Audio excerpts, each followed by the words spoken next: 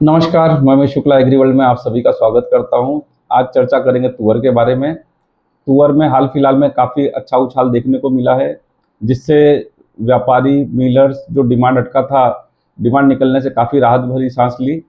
हालांकि आज जो था थोड़ा सा माहौल सुस्ती का नज़र आया। लेमन तुअर 25 रुपये घटकर लगभग 60 टू 75 के आसपास शाम को व्यापार कर रहा था।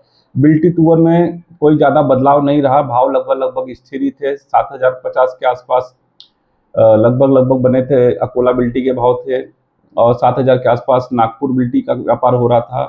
तो भाव लगभग जो बिल्टी के थे स्थिर ही थे। और अफ्रीका तुअर में भी कोई ज़्यादा बदलाव नहीं देखा गया, भाव वहाँ पे भी लगभग अनचेंज था। अब बात करें तो यहाँ से तुअर के बारे में, तो तुअर के बारे में बोलते कि अभी जो हाल फिलहाल की तेजी आई थी महाराष्ट्र कर्नाटक में भारी बारिश के बाद नुकसान की जो खबरें आई थी, उसके कारण एक अच्छी तेजी आई। एमएसपी से दाम काफ़ी नीचे होने के कारण नीचे भाव में थोड़ा लोगों को मतलब रिस्क कम लग रहा था, तो इसके लिए भी खरीदी निकली।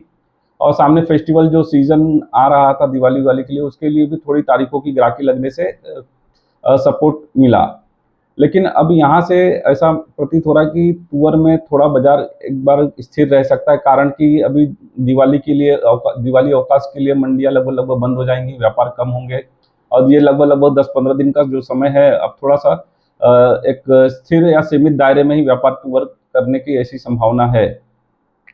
दिवाली के बाद जब बाजार खुलेंगे और फसल को लेके नफा नुकसान का जो आंकड़े आएंगे कि कितना नफा नुकसान हुआ है, क्योंकि अभी तक जो जानकारी मिल रही, कुछ लोग 30 से 50% तक कर्नाटक और मराठवाड़ा एरिया में नुकसान बता रहे हैं।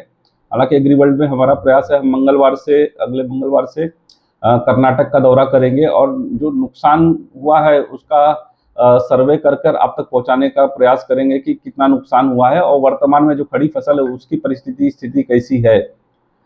फसल की स्थिति अच्छी है या खराब है, जो भी बनेगा वो आप तक रिपोर्ट पहुंचाने का प्रयास करेंगे। तो कुल मिला के अगर 10-15 दिन के लिए देखा जाए तो तुअर अब सीमित दायरे में काम करता हुआ नजर आ रहा है। ये एक बात है कि अच्छे माल में तुअर की मिल्कत कमजोर है और बहुत ज़्यादा, लेकिन जो माल है अच्छे क्वालिटी है वो स्टॉकिस्ट के हाथ में है, और स्टॉकिस्ट के चूंकि ऊंचे भाव में खरीदे हुए तुअर है तो वो अभी फिलहाल बेचने के लिए रेडी नहीं है। और दिवाली के बाद माहौल देखकर शायद उनकी बिकवाली आ सकती है। यदि फसल के नुकसान के आंकड़े बढ़कर आते हैं तो शायद उनकी बिकवाली कुछ कमजोर रहेगी। यदि ज़्यादा नुकसान के सर्वे में ज़्यादा नुकसान नहीं आता है तो ऐसी उम्मीद करते हैं कि बाजार में स्थिरता देखने को मिल सकता है। ज़्यादा गिरावट की उम्मीद नहीं है, क्योंकि एमएसपी से अभी भी तुअर काफ़ी नीचे चल रहा है।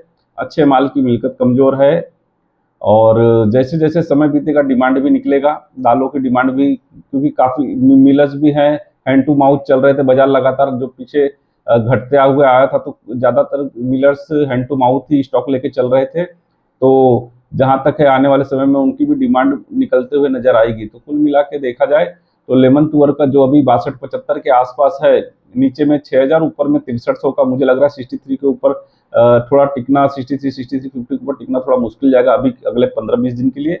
और नीचे में अगर देखें तो 62 का अच्छा एक सपोर्ट है, 62 के नीचे सपोर्ट तोड़ता है तो शायद इसके अंदर गिरावट बढ़ सकती है। और बिल्टी तुअर की बात करें तो अकोला तुअर 7050 चल रहा है, 68 का अच्छा सपोर्ट है। जब तक ये 72 के ऊपर नहीं चलता, 71-72 के ऊपर साप्ताहिक रूप से नहीं टिकता, तेजी आता है, तो बाजार लगभग इसी रेंज में व्यापार करने की गुंजाइश है। इसी अनुसार आप अपनी रणनीति बना सकते हैं। एग्री वर्ल्ड में आपको बता दें कि ये हमारी तरफ से कोई फाइनेंशियल एडवाइस नहीं है बाय सेल का। आप खुद अपना रिसर्च करके निर्णय लेने के लिए स्वतंत्र हैं। और आपको क्या, आपका ध्यान क्या लग रहा है तुअर में? यहाँ से फसल की क्या रिपोर्ट है आपके पास? आपके एरिया में किस प्रकार की तुअर की फसल की स्थिति है, क्या नुकसान है? कमेंट बॉक्स में हमें जानकारी देकर बता सकते हैं। एग्री वर्ल्ड के साथ बने रहिए। धन्यवाद।